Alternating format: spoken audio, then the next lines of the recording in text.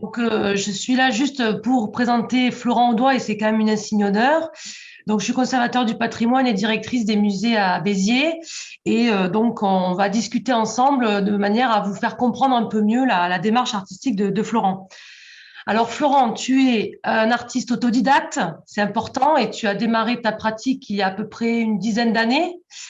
Donc, puisque tu es autodidacte, par définition, tu n'as pas suivi ce parcours traditionnel, mais tu as puisé dans tes formations diverses et variées, notamment tes formations en art appliqué Oui, et tes formations universitaires pour introduire ta pratique artistique.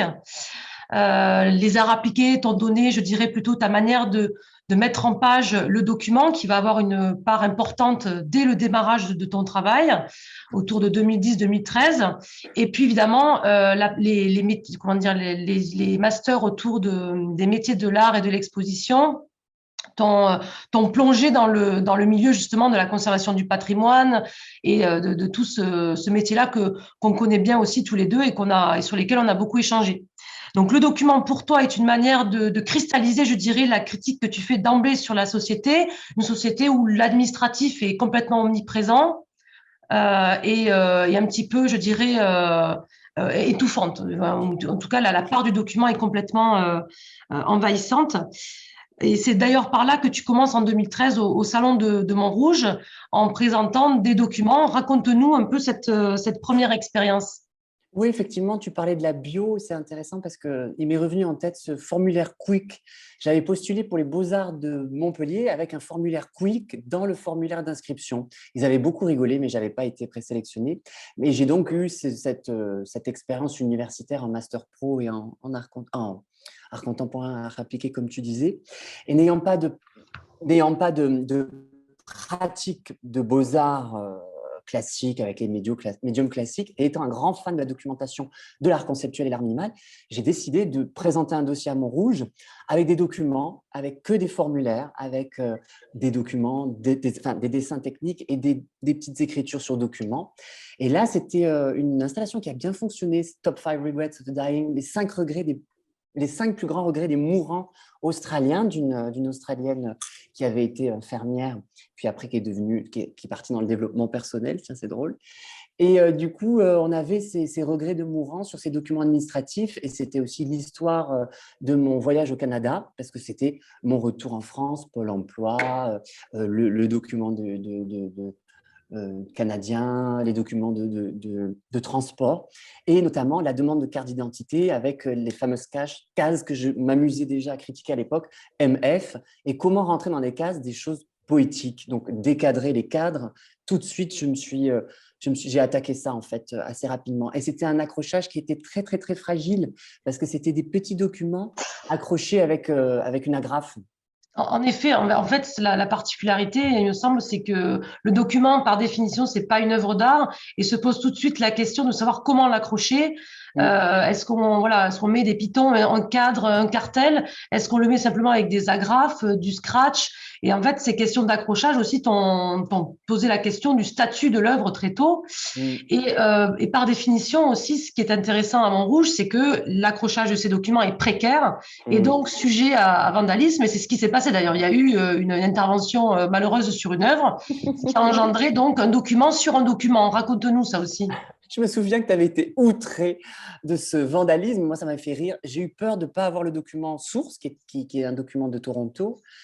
J'espère avoir eu le courage d'exprimer mes sentiments, qui a été traduit en arabe. Alors, je suis arrivé, j'ai dit, oh, il y a quelqu'un qui a écrit en dessous de mon écriture. Je suis allé voir les médiatrices qui m'ont dit, on va demander au gardien. Et le gardien m'a dit, c'est écrit ce qui a écrit au-dessus. J'ai trouvé cette traduction très, très belle. J'ai gardé le document. Et je me suis dit, tiens, je vais en faire quelque chose. Donc, du coup, je suis allé à la police de Montrouge. Et la policière, elle ne comprenait absolument rien. Donc, je lui ai dit, je veux un dépôt de plainte pour une assurance d'œuvres d'art, pour le salon dans lequel j'expose. Et j'ai fait une déclaration de main courante. Donc, c'est assez rigolo. C'est avec une écriture avec plein de fautes et puis une écriture policière en quelque sorte. Se présente Florent, Monsieur Audois Florent, qui nous déclare avoir exposé des œuvres d'art. Monsieur Audois n'a plus rien à ajouter à sa déclaration. Donc, ça m'a fait beaucoup rire d'avoir ce document. Donc, et ma première vente à un jeune collectionneur, lors du salon de Montrouge, c'était les ventes aux enchères, c'était la déclaration de main courante et l'œuvre vandalisée. Donc, c'était vraiment le conceptuel. Dans le conceptuel, c'était vraiment un truc tautologique, quoi. Tout à fait. Et à cette époque, d'ailleurs, tu travailles aussi avec Julien Prévieux, dont c'est la Oui, préoccupation aussi. Et d'ailleurs, de votre collaboration va sortir je veux dire, un sondage, un formulaire sondage que tu vas distribuer à l'occasion donc de rencontres au FRAC Île-de-France. Et là, ce qui est drôle, c'est que tu commences déjà à détourner enfin, tu continues à détourner puisque tu l'avais déjà démarré à Montrouge. oui. Tu détournes le formulaire et tu le rends de plus en plus absurde au fur et à mesure des questions. Là aussi, de manière d'épingler, de manière de faire un pied de nez aussi à cette société très statisticienne qui se Mm. base toujours sur des chiffres, sur des sondages, de manière un petit peu excessive. Oui, ben justement, là, c'était vraiment jouissif de créer un document institutionnel avec la complicité du FRAC Île-de-France et de l'association Plateforme pour les 30 ans des FRAC. Et le document est un vrai document parce qu'ils l'ont utilisé statistiquement. On a eu 200 documents, je crois. J'ai fait des statistiques. Mais à la fin, il y avait des cases un peu drôles. C'était vraiment, si vous êtes né en 83, pensez-vous que 30 ans, c'est l'âge de l'épanouissement, l'âge du changement, l'âge de la raison. Donc, il y a les gens qui écrivaient des choses très, très drôles. Mais c'était des vrais documents de travail et ça, c'était intéressant. Donc, vraiment, l'institution dans l'institution, le conceptuel. Et effectivement, mon installation au Salon de Montrouge, on me parlait souvent de Julien Prévieux, évidemment. C'était avec ses lettres de non-motivation. Et j'étais très heureux de le rencontrer. On était un peu son assistant dans cet atelier. Et il nous a parlé de Hans Hack. Et vraiment, là, j'ai craqué. J'ai dit, je veux faire mon formulaire. C'est bien à cette époque-là aussi que le dessin, alors ce que tu appelles le dessin fait main, j'aime bien parce que Mm. c'est presque un pléonasme d'une certaine manière. Le dessin fait son apparition. Alors c'est un dessin extrêmement minutieux, très appliqué. Là aussi, clin d'œil à ta formation d'art Oui, appliqué au sens premier oui, du terme. Et il oui. vient se greffer sur des documents d'une grande pauvreté graphique, extrêmement stérile mais qui ont beaucoup de sens, qui sont souvent aussi issus de l'administration et pas n'importe laquelle, l'administration de la culture, Mm, des métiers de mm. la conservation. Et c'est le cas de l'œuvre Fantôme, qui est Ouais. une œuvre pour moi majeure, enfin, qui est un jalon pour moi aussi, parce que à la fois c'est le document qui est fait écho à l'archivage, la documentation, c'est le document que l'on place à la place d'un livre dans une bibliothèque quand on l'emprunte. Et dessus vient se greffer ce motif de portail en fer forgé assez mystérieux parce qu'on se demande sur quoi il va bien pouvoir ouvrir et parce qu'il a aussi ce mot fantôme au-dessus. Alors, quelle est la place que tu donnes au dessin? Comment tu abordes cette pratique-là? Qu'est-ce que ça peut apporter voilà, à ton travail à ce moment-là?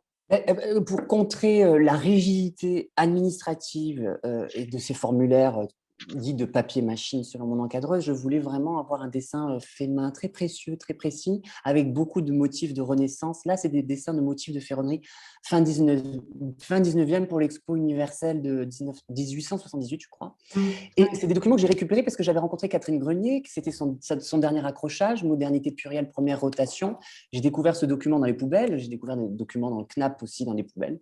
Et du coup, je récupérais les documents, je les utilisais. J'avais un travail de collecte, de vol en quelque sorte, de collecte aussi. La collection me fascinait déjà à l'époque, ça nous fascinait d'ailleurs tous les deux, vu que tu voulais devenir conservatrice. Donc du coup, là, vraiment, le fantôme, évidemment, il y avait cette espèce de portail de château, infranchissable aussi, ce portail infranchissable de l'institution culturelle, cette machine énorme qui engendre aussi beaucoup de drame ou de bonheur. On verra ça après dans ma présentation. Et oui, voilà. Alors là, c'est un document, par exemple, de la déclaration trimestrielle des droits d'auteur d'artistes, de la Maison des artistes. C'est un document qui n'existe plus parce que maintenant, on est à l'URSSAF Limousin. Et je trouvais ça chouette déjà à l'époque. J'avais conscience à l'époque que ces documents allaient être caducs, allaient disparaître. Donc, j'avais vraiment envie de les figer dans le temps, d'où ces encadrements à chaque fois spécifiques, un peu fantômes. Solennel, solennel. Voilà, voilà. Et là, c'est Mm. des documents de papier en tête du Louvre. Donc, ce sont des salariés, enfin, on va dire des administrés, des fonctionnaires du Louvre qui me les ont donnés. Et donc, j'ai pu dessiner dessus. Et là, voilà, c'est le papier de travail, c'est le papier en tête, en fait. Et puis, le Louvre, c'est un clin d'œil à un monument institutionnel. Et je voulais m'attaquer à un monument, quoi. C'est toujours des portes fermées, c'est Oui, infranchissable quand même, hein. exactement. Et donc de là aussi, enfin, en lien, tu as fait voilà, le multiple pour Artaïs. Tu peux nous Oui. en dire deux mots? Ah oui, on fait un grand écart avec aujourd'hui. Quand Artaïs m'a contacté pour proposer ce multiple, effectivement, j'avais envie vraiment de renouer, pas avec le dessin, mais renouer avec cette espèce vous avez le vieux François français, là, avec cette histoire de Coronis tué par Apollon, qui ne savait pas qu'elle était enceinte de lui, et avec cette cartouche d'imprimerie de la Renaissance de Lyon qui est imprimée sur ce document de l'attestation de déplacement dérogatoire du premier confinement. Et d'ailleurs, il en reste 2 exemplaires à la vente. Instant pub. N'est-ce pas? J'espère que je vais bien les vendre. Voilà. Mais du coup, voilà. Donc, et je voulais remercier, s'ils sont là, mes collectionneurs pour ce document qui a une face administrative et une face disco paillette. Voilà. Ah. Je suis une bonne speakerine, hein. Alors, une question, est-ce que ce multiple clôture tes séries sur le dessin ou le dessin restera toujours un élément moteur récurrent dans ton travail? C'est une pratique très secrète, une pratique d'atelier qui est très, très, très peu exposée. Parce qu'en fait, on va le voir juste après, la vidéo et la performance a pris une place folle. Voilà, justement, effectivement, je voulais l'aborder. En 2016, donc à peu près, j'aime bien dater, hein, comme tu sais, apparaissent les GIFs. Donc là, pour le coup, on rentre dans un vocabulaire qui est très lié aux réseaux sociaux. Donc c'est le boom des réseaux sociaux. Donc aujourd'hui, on parle plus des stories ou sur TikTok, Instagram, ce qu'on veut. À l'époque, c'était les GIFs, donc ces micro-vidéos répétitives qui t'ont permis du coup d'introduire de manière plus vive le monde de la bureaucratie que tu vivais aussi en parallèle dans ton travail, puisque tu étais CDIsé en poste quelque part, et tu vivais cette bureaucratie au quotidien. Donc raconte-nous l'arrivée des GIFs et de la vidéo. Je voulais vraiment mettre en scène en boucle, cette boucle infinie, avec une esthétique low-tech. Hein. Ce sont des vidéos qui sont tournées avec un MacBook, mon MacBook de travail. Je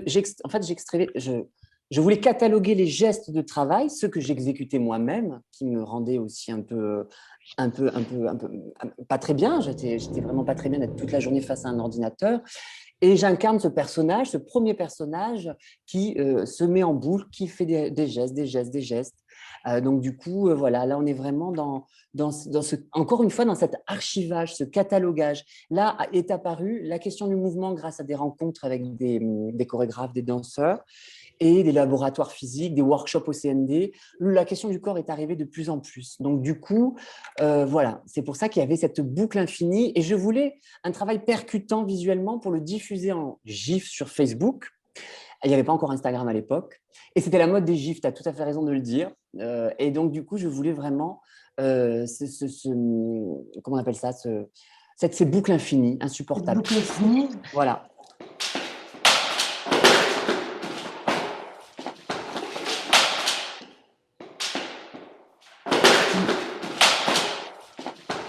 Ce qui est intéressant, là, c'est que l'accessoire, donc, va faire son apparition grandissante. Alors, je ne sais pas si je peux parler en même temps, mais… oui, en fait, pendant mes premières performances n'ont pas été documentées, enregistrées. C'était vraiment les premiers émois, en quelque sorte. Donc, du coup, on me demandait sans arrêt des vidéos, des traces, de la documentation. C'était très compliqué pour moi. C'était un médium nouveau pour moi. Donc, du coup, j'ai fait ces mini-vidéos actions qui reprenaient parfois des morceaux de performance, notamment celle en talon aiguille que j'écrase avec les documents. Et j'incarnais, à cette toute première performance, que je crois que tu étais là, j'incarnais une conservatrice qui était débordée, overbookée. Oui. Et là, de la conservatrice est devenu l'homme costard-cravate, ce stéréotype de l'homme blanc dominant costard-cravate de bureau que j'ai attaqué de nombreuses années du coup. Donc, tu as les accessoires, la cravate, la boîte d'archives, les talons aiguilles quand tu deviens femme, d'une certaine manière, quand tu deviens femme au travail. Donc, ces accessoires ont une part importante. Parfois, ils sont objets de torture aussi, parce que la cravate, elle devient quasiment, voilà, ici, un objet de torture. Oui, et la violence fait son apparition, pardon. Oui, en fait, je voulais me moquer déjà de la cravate qui est un symbole phallique, vertical, vu que maintenant on a basculé dans l'horizontal, le féminin, etc. Bon, on verra ça plus tard. Mais du coup, je voulais me moquer de la cravate, et qui écrase la gorge, le chakra de la communication. Je voulais me moquer de ce stéréotype blanc-noir aussi. Et donc, du coup, je me suis dévêtue et j'ai créé, un couturier créateur a créé cette cravate qui devient un outil de bondage, Shibari BDSM, et qui écrase tous les sens, enfin la vue, le troisième œil, etc. Et ce sont des vidéos que j'ai tournées en Facebook en direct. Parce que déjà, à l'époque, je me disais, je vais récupérer la vidéo de Facebook. Du coup, je n'aurais pas besoin de me filmer, je m'auto-filme. J'étais dans une boucle auto-filmage, on va le voir tout à l'heure. Pour garder la trace de la performance. Ouais, oui. Et j'étais aussi dans ce délire un peu de youtubeur, c'était à la mode à l'époque. Tout à fait. Et en parallèle, tu faisais aussi des choses un peu plus bouffonnesques, comme Oui. dans Managing, justement, qui fait écho à Nice, à ton expérience niçoise. Ouais, j'étais enfermée dans un hôtel, donc la chambre était comme un youtubeur, une chambre était devenue comment on appelle ça, un atelier. Et un peu comme Shining, j'étais enfermée dans ma chambre et je devenais ce youtubeur fou qui explique comment faire un nœud de cravate en 2 minutes et qui en fait s'étrangle, qui se pend. Donc c'est assez dramatique. Il y a le côté freak, grotesque, burlesque, absurde. J'avais fait un workshop au CND avec la compagnie du Zerep qui m'avait beaucoup marqué. Entre autres, hein, avec d'autres chorégraphes. Mais du coup, j'avais aimé ça, cette esthétique freak, dérangeante, cynique, mais très intelligente, mais très, très, très, très, très populaire en même temps. Et il y a eu ce film Managing qui va être exposé cet été. On va voir le. Les réprimandes performatives fonctionnent bien quand le manager accomplit les actions suivantes. 1. Prévenir le performeur concerné à l'avance, qui va lui dire ce qu'il pense de son travail performatif, sans équivoque. 2. Réprimander le performeur immédiatement. 3. Lui dire ce qu'il a fait de mal, en étant précis. 4. Lui dire ce qu'il pense de ce qu'il a fait, sans équivoque. 5. Observer un instant de silence inconfortable pour lui faire sentir ce qu'il ressent. 6. Lui serrer la main ou la toucher d'une manière qui lui fasse comprendre qu'il est du même côté que lui. 7. Lui rappeler combien il l'apprécie. 8. Réaffirmer qu'il estime sa personne mais pas sa performance dans cette situation. 9. Se souvenir que quand les réprimandes sont terminées, elles sont terminées. Je ne me rappelais plus de la petite musique kitsch Oui, musique d'ascenseur, jazzy, ouais, j'avais pas capté non plus. Ouais, c'était drôle parce qu'on était en plein carnaval de Nice, il fallait me frayer un chemin à travers le carnaval pour accéder à l'hôtel et je voulais me critiquer. Alors, c'est des vrais textes, ça s'appelle le Management Minute, qui j'ai transformé en manager performatif. La performance au travail va arriver beaucoup après aussi. Et donc, j'incarne ce jeune manager junior qui rencontre le manager performatif senior et qui fait des rencontres de personnages dans cette entreprise qui est un hôtel.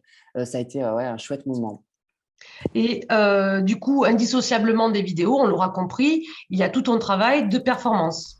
Donc ça, c'est plus actuel. Tu veux parler de ça d'abord peut-être? Ah oui, je voulais faire un petit pont aujourd'hui. Ça, c'est la dernière vidéo que j'ai proposée au CCOD de Tours. C'est Claude et François. Donc Claude est un personnage non binaire, aux cheveux longs. François est plus stéréotypé, homme blanc, dominant, postmoderne, néolibéral. Voilà, ce sont deux collègues qui ont un métalangage d'anglicisme qui devient absurde. Ouais.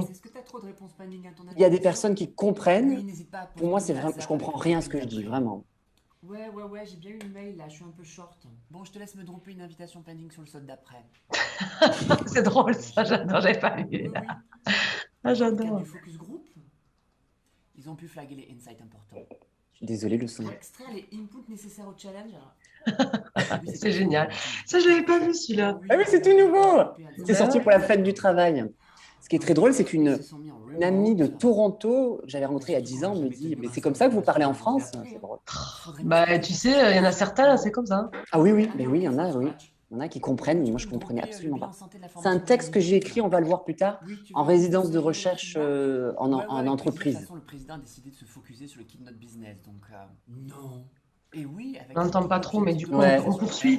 Et donc, en parallèle, donc, je disais, la performance a une part très importante, évidemment, dans ton travail, parce que c'est au départ la performance que tu as commencé, où ton corps, évidemment, est de plus en plus mis en scène, prend une part importante. Alors, c'est tout à fait en opposition totale avec le caractère discret et confidentiel du dessin sur les documents. Là, d'un coup, c'est une surexposition de ton corps, mais pour mieux aussi faire passer ce message. Alors, on a une montée en puissance des performances dans des lieux de plus en plus extravagants, des mises en scène de plus en plus spectaculaires. Alors, raconte-nous un peu comment il y a cette montée en puissance et en quoi elle te permet de mieux structurer ton propos ou ta critique vis-à-vis d'une société autour du travail. Voilà. Oui, ben là, il y avait un phénomène d'exorcisation, c'est ça qu'on dit, de ma condition de travailleur. Du coup, là, ce sont des textes, par exemple, à main d'œuvre que je lisais vraiment, qu'un manager avait écrit sur moi, des textes assez horribles. Et apparaît la fameuse boîte d'archives, cette colonne infranchissable de Brancusi, cette colonne aussi d'art minimal. Du Donald coup, Judd, oui. voilà, exactement. Donc, du coup, ce personnage que j'incarne en costard-cravate, tout chou, tout mignon, il devient objet d'un système de pouvoir, de contrôle et de domination jusqu'à étouffer dans les cravates. Et encore une fois, le clin d'œil aux scènes underground queer que je découvrais à l'époque, avec cette esthétique bondage, BDSM que j'aime beaucoup, queer d'ailleurs. Et il y a cette pile infranchissable, encore une fois, ce symbole phallique, phallocentré, égocentrique de l'homme blanc. Enfin, maintenant, je peux le dire maintenant avec ça, mais à l'époque, déjà, je voulais vraiment m'amuser avec ça. Là, on a un côté beaucoup plus festif, là, vraiment. Oui. Et raconte-nous un peu aussi celle-ci peut-être, et surtout après le Palais de Tokyo aussi, peut-être des moments importants. Ouais, là, c'était vraiment pas pareil. Je m'assieds au bureau, j'étais aux Beaux-Arts de Besançon pour un festival et sur les panneaux derrière moi d'administration, j'accrochais des items que je lisais. C'est un dossier d'œuvre du McVal d'ailleurs, pour comment conserver une œuvre, documenter une œuvre, etc. Et petit à petit, le cabaret prend forme, de la musique arrive, je fais un show et ça finit en climax avec des paillettes qui explosent. C'est la première fois que je répète une chorégraphie. J'avais fait un atelier d'ailleurs au CND sur le cabaret. Et c'est la première fois que je répète un morceau de chorégraphie et que je me lance dans l'exploration corporelle. Voilà, en performance. Là, c'est aussi une performance en atelier d'artiste sur le rôle du travailleur dans l'art. Donc, j'accroche moi-même ma propre œuvre d'art. Je deviens mon propre régisseur. Je fais mon constat d'état de ma propre œuvre d'art. Il y avait l'accrochage et le décrochage. Là, c'était dans une usine désaffectée. Pareil, la colonne d'archives devient un totem énergétique. On va retrouver plus tard d'ailleurs. Je m'active, je fais une transe, une danse de totem. Et j'explose ce totem en mettant des pétards et notamment cette fumée rose, le rose évidemment de la féminisation de ce corps attribué comme masculin. Alors là, c'est très spectaculaire. Donc, du coup, c'était au générateur. L'idée, c'était la Reine des Neiges qui rentre de Disneyland. Donc, elle arrivait du RER. Les gens pouvaient me suivre soit du RER jusqu'au générateur. Il y avait une procession Il y a une carnavaleresque. procession, voilà, je me souviens. Où les gens voyaient la procession en live dans le lieu de performance. Donc, la Reine des Neiges arrive, elle fait son dernier show. Il y avait une voix d'Eva Perón qui critiquait le consumérisme et les États-Unis. Et après, c'est le déshabillement, le dénuement. Il y avait la question aussi du casting. Je rejouais un casting que j'avais réalisé pour Disneyland d'ailleurs. Et je me déshabille, je me mets à nu et je me retrouve au bureau. Et je dis à la fin, je suis un animal sans pareil d'Olympe de Gouges. J'avais déjà des textes dans ce sens très féministe. Des phrases. Et puis le point éphémère ici et le Palais de Oui. Tokyo ensuite, étape importante. Oui, là, il y avait la question du drag, il y avait la question… Alors, Bureaucratia, c'était Bureautica, c'était cette personnalité, cette femme dominatrice. C'était une ancienne ministre de la Culture, enfin, j'écrivais des histoires comme ça, très drôles. Et Bureaucratia, alors, j'ai associé Bureautica, Bureaucratia au management, le manège à chevaux. Et en fait, c'est l'étymologie. Donc, du coup, ce qui m'intéressait dans le manège à chevaux, c'était le système de domination cuir, et la cravache. Donc, au Palais de Tokyo, c'était cette trilogie. C'était un salaryman, un homme blanc, accroché, enchaîné, qui tourne en rond face à un mur d'archives, de boîtes d'archives. Et tout d'un coup, la lumière devient hypnotique, le public est hypnotisé par du son en boucle. Déjà, on a un peu la transe chamanique qui apparaît, déjà à l'époque. Et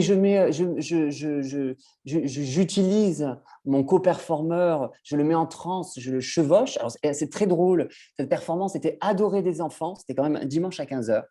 Et les parents partaient quand ça devenait une chevauchée infernale du manager dominateur, de la dominatrice. Donc, mais bon, les enfants adoraient parce qu'ils voyaient un cheval, quelqu'un qui chevauchait un cheval. Donc, bref. Et c'était, il y avait la question de la ruine aussi, avec ces boîtes d'archives explosées, parce que j'explose, je fais tomber la verticalité de Brancusi et hop, ça y est, je vais… Oui, c'était un champ de bataille, c'était assez violent. Autant que je me Voilà, souvienne, il y avait un duel qui se menait. C'était assez impressionnant exactement. d'ailleurs, spectaculaire. Et alors là, il y a un sentiment d'une immersion de plus en plus importante, au point justement que des performances, assez naturellement, on va vers la résidence d'artiste aussi. Et là, Hmm. donc, c'était une expérience en entreprise où tu étais chargé du bonheur au travail. Alors ça, c'est complètement fou aussi. Bah oui, parce que tout le monde me disait, mais tu critiques le travail, mais va travailler avec le travail dans une équipe. J'ai dit, oh, ça arrivera un jour, je le sens. Pouf, le Carreau du Temple m'a appelé pour une nouvelle biennale Art et Entreprise. Ils m'ont dit, on aimerait te mettre chez notre partenaire qui sont des bureaux. C'est pas, c'est, tu vois. Je dis, ah, mais c'est parfait. Oh, j'ai déjà fait une résidence où j'étais un faux chargé du bonheur au travail, CHO. Et donc, j'ai incarné ce personnage. Je voulais que ça soit très conceptuel dès le début. Je voulais un contrat de travail, un CDD, être avec mes salariés et que le contrat fasse œuvre. Je pressentais déjà que ce qui allait se passer avec eux, c'est quand même une équipe, un drame, enfin, c'est d'humanité, beaucoup de travail avec eux. Et je voulais voilà, qu'il y ait un résultat plastique assez froid. Je suis en train de le réactualiser. Je suis en train de travailler sur les archives pour l'expo de Tours. On va réactualiser cette installation qui va s'appeler Le Monde d'avant, parce qu'on est vraiment dans l'archive papier. Et donc, du coup, voilà, j'ai incarné ce personnage chargé du bonheur au travail avec ses actions. Donc, la danse, la naturopathie, le feng shui, la sieste, la sophro, les entretiens individuels, le chien au travail, ça a vraiment super bien marché. Le On My Way to Work, donc je leur donnais… J'ai une question. Est-ce que tu as quantifié comment dire, l'augmentation du bonheur ou pas chez les gens? Est-ce que tu l'as contrôlé, tu l'as quantifié ensuite à la fin de ton expérience? Est-ce que tu as remarqué qu'il y avait plus de bonheur au travail? Oui, tout à fait. J'ai fait des statistiques et j'ai fait des. Ah, Il y a des voilà. personnes qui, il y a des personnes. J'ai été libératoire. Il y a des personnes qui sont parties, qui sont devenues sophrologues, etc. Enfin, je dis pas ça parce que c'était moi, mais c'était assez drôle parce qu'il y a des personnes qui étaient, par exemple, dans leur identité, leur genre ou leur sexualité très cachée, se sont révélées. Il y a des personnes qui sont parties en burn-out, qui sont plus. Enfin, ça a été complètement Ah oui, fou. carrément. Et là, quand je suis retournée leur faire une petite surprise récemment, c'était pas le bonheur, mais ils étaient juste quatre, on a mangé ensemble, c'était super, c'était le monde d'après. Enfin, il y avait le monde d'avant, ce que j'ai vécu, je pense que c'était le monde d'avant. Enfin, je sais pas, c'est pour ça que. Donc, mais ils m'ont tous dit ce qui était difficile, c'était la gestion du stress, du temps. J'avais l'impression d'être chargé du temps. Il fallait sans arrêt que je prenne du temps avec eux. Et moi, j'étais censée être le jeune start-upper. On va voir après les stories du Jones trop cool. Waouh. Donc, Oui, du voilà. coup, voilà, j'étais censée être pas au bureau, mais devant un iPhone professionnel qui était exposé. Mais finalement, j'ai été rattrapée par mon travail, comme à chaque fois, et j'ai dû travailler au bureau. Donc, voilà. Mais Ah ça, oui, c'est la boucle est voilà. bouclée là. La boucle est Ah. bouclée. Là vraiment, j'en pouvais plus. Là, j'avais mon quota de travail, j'avais 3 boulots en même temps, j'avais mes CDD, j'avais mon chômage et je pouvais partir enfin à Marseille. Et justement, donc en 2018-2019, si je ne m'abuse, c'est la suite, il y a un tournant important puisque tu crées un alter ego christique. Là, tu as autour de tes 33 ans, assez viril d'ailleurs. Pourquoi ce changement? Qu'est-ce que cette symbolique va apporter? On a un véritable tournant là, c'est carrément au niveau esthétique, c'est assez important. Qu'est-ce que tu peux en dire du coup? Alors, au tout début, il y a eu cette libération, la Méditerranée, Marseille, mais ça a été extraordinaire. À ce moment-là aussi, j'ai eu la chance d'aller en Inde et découvrir Auroville, une communauté donc utopique dans la forêt près de Pondichéry. Et à Marseille, j'étais dans cet atelier géant, alors que je ne suis pas plasticien. Et je me suis dit, je vais peindre des retables, je vais peindre sur le pigment violet, je vais créer des trucs, des décors. Et pour pouvoir peindre, j'ai trouvé un costume. Et il y avait écrit dessus usine Nestlé. Je dis, mais qu'est-ce que c'est que ce truc? Il y avait une usine Nestlé. C'est marrant parce que le siège Nestlé s'est installé juste Ah, à côté de ici. chez moi. Oui. Et donc, j'ai dit, je vais incarner un ancien employé d'usine qui a été licencié et qui est traumatisé par le travail. Donc, je suis partie dans l'esthétique freak and queer, et j'ai incarné ces personnages. Donc, j'ai 2 co-performeurs qui sont comment on appelle ça, des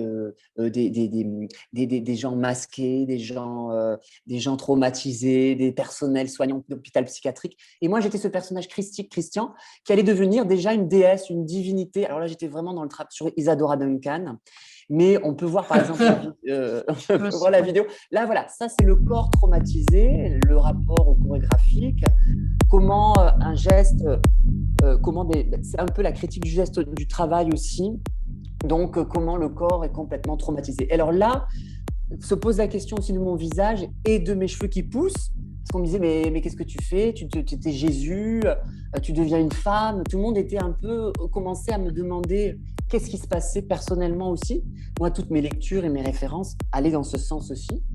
Mais bon, c'était un clin d'œil aussi au christianisme, au trauma de la sexualité, de la sensualité, de l'assignation sociale et culturelle dans nos corps. Voilà, toujours ces systèmes de pouvoir, de domination. Et on a vraiment le sentiment qu'il y a un passage des ténèbres à la lumière. Hein. Est-ce que tu assumes? On va laisser pas. Ouais, c'est Christian qui appelle. Alors ça, c'est le Salvatore Mundi de Vinci. Oui, c'est le gourou. C'est Snapchat, hein, avec des images du Christ, de peinture du Christ. C'est le sauveur. Come. You're welcome. You're at home. Come with me. We are love. We make love. Every time. Every day. The love is coming. I'm the king. You are my king. Oui, je travaille sur les rois, les kings. Follow. La masculinité toxique. Voilà. Et donc, du coup, oui, attends, voilà. Juste la sortie des ténèbres au kitsch, oui. À la lumière, kitsch, ouais. New Age. On va voir là cette envolée. Voilà. C'est très référencé gourou. Hein. Oui, c'est épique aussi, on dirait. Le sauveur. Et la musique, tu tiens ça d'où? Alors, ce sont mes amis. C'est une amie musicienne. Il y a un côté Philippe Glass, je trouve. Ah ouais. Tu connais Philippe Glass? Ouais, t'aimes bien? J'adore. Ouais, très des envolées lyriques. Quoi. Je suis partie, comme tu disais, vers la lumière. J'avais besoin de retrouver. Alors, comme je voulais allier le masculin et le féminin, le noir et le blanc, le yin et le yang, j'avais besoin effectivement d'aller vers la lumière. J'en avais marre de cette. Alors, je voulais jeter le bébé dans son eau du bain, jeter ce qui m'a fait connaître. Parce que Florent, l'administration, le travail. J'avais envie de jeter ça. Je ne sais pas ce qui s'est passé. Il y a eu vraiment des chocs en moi qui ont fait que j'avais envie de créer cet alter ego, ce personnage, mais qui était pour moi encore très masculin. Oui, et donc, justement, Flora fait son apparition ensuite. Voilà, Flora fait son apparition. Donc là, on part du bureau et on arrive dans la forêt, qui est l'étape ultime en fait de la transition des corps traumatisés par le travail. Et donc, ces vidéos que j'ai tournées l'an dernier, dans cette époque particulière de crise sanitaire, qui était liée à toutes mes références sur l'éco-spirituel, l'écoféminisme, la transidentité, etc. On ne voit plus mon visage d'ailleurs, on voit mes cheveux. Donc du coup, je voulais que ces personnages, c'est kitsch, c'est new age, c'est chamanique, c'est magique, c'est sorcière, etc., ce qui est très à la mode en ce moment. Tu es dans les Cévennes, là. Tu es dans les Cévennes. Oui, je suis dans les Cévennes, mais je suis censée arriver à Bureauville. Pardon. Bureau, d'ailleurs, c'est un préfixe que j'utilise énormément en clin d'œil au buto japonais, qui est la danse des traumas de Hiroshima. Le bureau, pour moi, c'est la danse des traumas du bureau. Et je voulais aller vers cette lumière, aller vers... bon, il y a aussi des clins d'œil très sensuels, mais je voulais aller vers cette lumière avec ces divinités non-binaires qui vont dans la forêt, qui vont vers la mort finalement, et que je voulais aller de plus en plus vers la lumière pour me réattaquer à l'ombre. Là, on a Florae qui a eu plus de 700 vues. Là, je ne sais pas ce qui s'est passé. Je ne sais pas pourquoi celle-là est là. Et donc, c'est ça, voilà, c'est cette avancée vers un mur. D'ailleurs, j'ai tourné cette vidéo après avoir été à une manifestation pour les trans, et notamment une trans femme qui s'est suicidée à Montpellier. Donc voilà, je voulais incarner cette avancée dans la lumière de personnes qui ne sont pas bien dans leur identité, leur genre. Moi, je suis bien en tant que non-binaire maintenant dans mon identité, dans mon genre. Donc je voulais incarner cette arrivée à Bureauville qui est finalement une mort aussi, c'est assez dramatique. Est-ce que tu accompagnes sans le vouloir vraiment en fait, des évolutions de la société, des choses qui te traversent par ton expérience, ta biographie, tes contacts, ton réseau? Est-ce que tu assumes d'accompagner aussi une évolution de la société? Parce que c'est un peu ça, non? Alors, je ne sais pas si c'est à la mode, mais la non-binarité, la question, les jeunes, moi je suis entourée de jeunes qui sont extrêmement fluides, gender fluides, etc. Ça c'est quelque chose qui m'entoure au quotidien. Toutes mes lectures vont dans ce sens. Là, je suis sur le féminisme décolonial, etc. Donc, du coup, j'avais vraiment envie de quitter le costard cravate, le stéréotype, pour après le stéréotype religieux, le stéréotype. Là, je voulais rentrer dans ce stéréotype de la transidentité. Et je peux critiquer cette esthétique-là parce que je la connais. Parce que je peux pas, comme j'ai pu connaître la bureaucratie, j'ai pu connaître le travail, j'ai pu connaître la transidentité. Donc, du coup, je peux, moi, en tant que queer aussi, je peux me permettre de jouer les codes et les stéréotypes du queer. Mais pour moi, c'est plus une mise à nu. J'enlève le costard cravate, quoi. Et là, c'est justement l'histoire d'un personnage nu dans la nature. C'est un rite initiatique que j'ai vécu dans les Cévennes, donc je suis dans les Cévennes tout seul. Et après, je deviens une prêtresse. Donc, je deviens une prêtresse de la communauté de Bureauville. Mais voilà, vraiment, là, j'assume le kitsch. Donc, et là, on revient enfin… Alors oui, c'est ton actualité. Parle-nous de ton Voilà. actualité pour finir peut-être. Ben alors justement, cette Flora, parce que maintenant je suis Florahan, le E dans l'A, donc j'ai fait mon outing non-binaire. On peut m'appeler, alors je suis pangenre, donc on peut m'appeler Florent, Flora, Florahan, comme on veut. On peut dire il, elle ou yel ou al, comme vous voulez.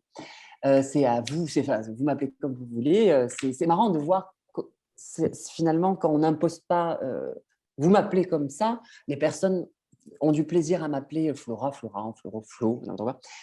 Et je voulais effectivement remettre cette question du corps, du trauma du corps nu, donc sur plateau. Donc là, j'aimerais pas. Alors là, c'est mon premier laboratoire au Carreau du Temple, parce que j'étais programmée pour le premier festival du corps queer et contemporain, avec des chorégraphes, avec Paul Preciado. Donc j'étais programmée. Donc là, je prépare un spectacle pour l'an prochain et je crée ma compagnie Flora.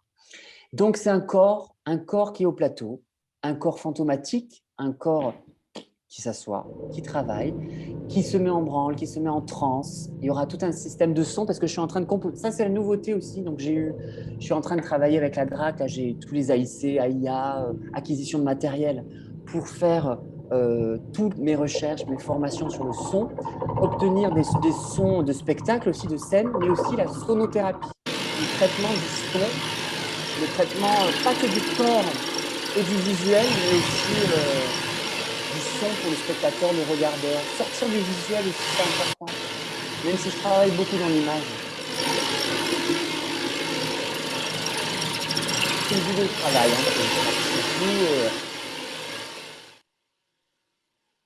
Ça sera un solo, mais bon, je me fantasme que… C'est pour où ça? Où est-ce que ce sera? Carreau du Temple. Donc là, j'ai un an pour monter, pour trouver les résidences en plateau et répéter. C'est pas chorégraphique de A à Z, mais il y aura des moments extrêmement précis parce que voilà, il y a le corps dominé, contraint, assigné au travail, traumatisé, freak, qui devient voilà, un objet, un outil de travail dépossédé de lui-même.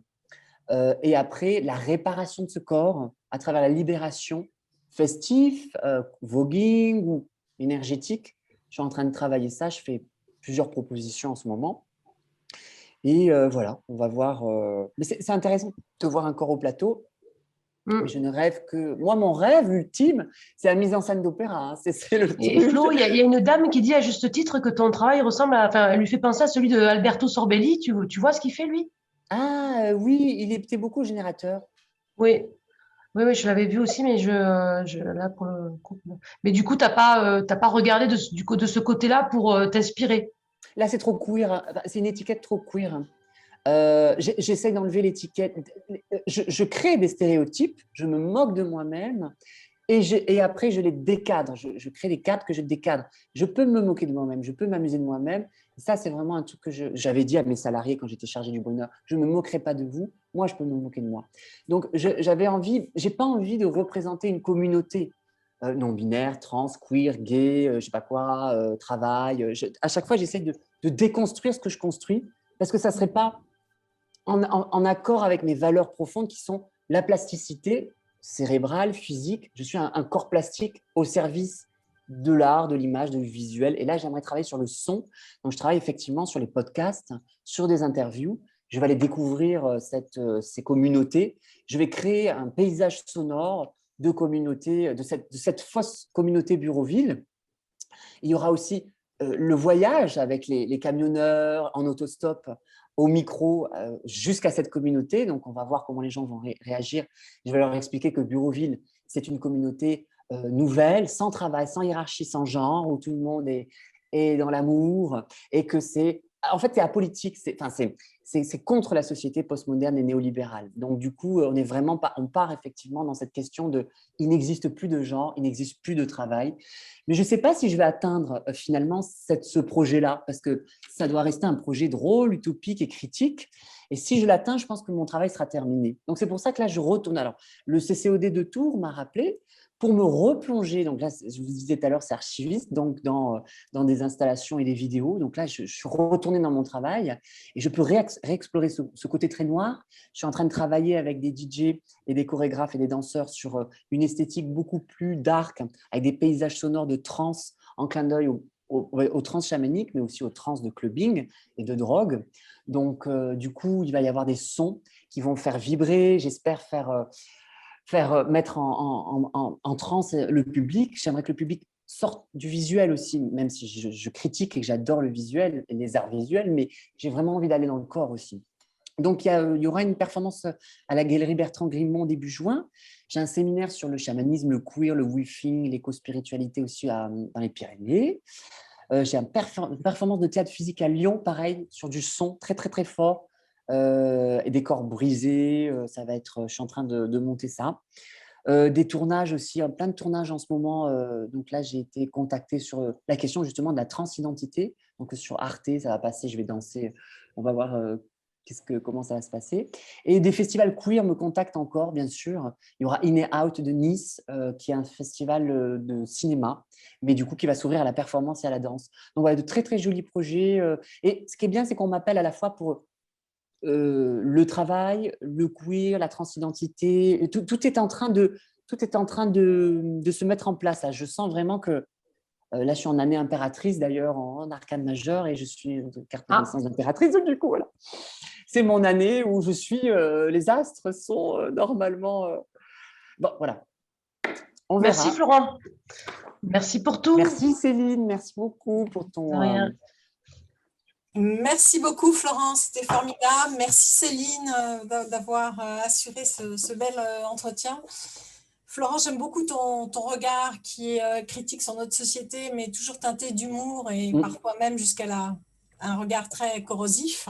Ouais. Quand je regarde un petit peu l'évolution du travail, j'ai l'impression qu'au début, en fait, tu t'attachais plus à une étude et des recherches sur le mental. Et petit à petit, au fil du temps, finalement, tu t'intéresses plus à la question du corps, en croisant différentes disciplines. Alors, la danse, tu as parlé du cabaret, tu as parlé du théâtre. J'ai l'impression que, est-ce que tu es d'accord sur cette évolution de ton travail? C'était inévitable, sinon je ne serais pas en vie. Enfin, c'est très dramatique et drama queen ce que je suis en train de dire, mais j'ai un de mes meilleurs amis, chorégraphe et danseur, Alexandre Bibia, qui est devenu mon co-performeur principal, qui m'a sauvée parce que j'étais en bore out. J'avais même eu, j'avais des maux de tête, j'avais un abcès dentaire, j'allais vraiment pas bien. Cet ami m'a sauvée notamment et Céline Dumas m'a beaucoup encouragée, m'a beaucoup soutenue. Je suis désolée de faire ma drama queen, mais comme Sylvie, tu dis justement que je suis passée du mental au physique, c'est tout à fait ce qui s'est passé petit à petit. Cette libération du travail qui m'a permis de m'épanouir en tant qu'artiste, auteur et performeur et danseur. Et ça a pris une ampleur un peu folle avec et c'est vrai qu'on part vraiment dans l'énergétique. C'est vraiment le sens premier de mon travail. Mais quand je dis critique, il y a toujours un amour. J'aime le travail, c'est mes valeurs familiales. J'aime l'administratif, j'aime la France, j'aime l'homme, j'aime les femmes. Il y a vraiment, quand je dis je critique, c'est pas vraiment même si j'utilisais le burlesque, le grotesque, le freak, le gore, c'est vraiment, vraiment de l'amour. J'ai vraiment envie de donner de l'amour. Et je pense on m'appelle en ce moment pour ça aussi, pour donner de l'énergie. Même si j'ai pas beaucoup d'argent et que les projets sont très peu rémunérateurs dans l'art contemporain, je tiens à le souligner, on m'appelle pour une énergie. On m'appelle pour quelque chose qui est effectivement plus que le corps, le spirituel, énergétique. Ouais. D'accord. Et donc, tu es artiste-auteur, mais je crois que tu aimerais peut-être aussi de temps en temps être artiste-interprète et éventuellement d'autres, il me semble avoir lu d'autres artistes. Est-ce que tu pourrais nous en citer quelques-uns qui te feraient rêver? Ah bah ouais, je suis de plus en plus appelée par le milieu de la scène. Moi, je suis complètement fan de François Chéniaud, qui est en technique extraordinaire. Je suis complètement fan des opéras, des metteurs en scène, Romeo Castellucci. J'adore même les Bob Wilson. J'adore. Mais ça, c'est des grands ponts, des grands. Mais moi, je travaille aussi avec des amis vidéastes, des musiciens. Je suis fan de mes voisins, Laura Gozlan, pour qui je tournais tout à l'heure. Il y a Arnaud Desoteux, il y a Bertrand, il y a Yasmina Benabderrahman avec qui je bosse aussi, des musiciens. Floro Food, je travaille avec des danseurs. Ouais, c'est vraiment. Et le cinéma, peut-être, va arriver petit à petit. Là, je suis sur quelques tournages, on m'appelle. Mais du coup, ouais, petit à petit, l'économie de travail d'artiste plasticien, c'est compliqué parce que je vends très, très peu. Merci d'ailleurs, mes collectionneurs du multiple. J'ai pu vendre. C'est bien, moi, je suis ravie d'avoir cette pièce. Donc, la performance ne s'achète pas, malheureusement. C'est une vente de prestations. Donc, je suis de plus en plus en train de travailler sur… alors, je m'inspire justement de la merveilleuse structuration et du spectacle. Donc, le catering, le transport, les per diem, la nuit, l'hôtel et tout. Parce que la performance, c'est malheureusement un médium star qui est super sympa, qui fout l'ambiance. Et moi, je fous l'ambiance quand j'arrive dans un lieu. Mais malheureusement, il faut pleurer pour avoir des toilettes, un miroir, une banane, un verre d'eau.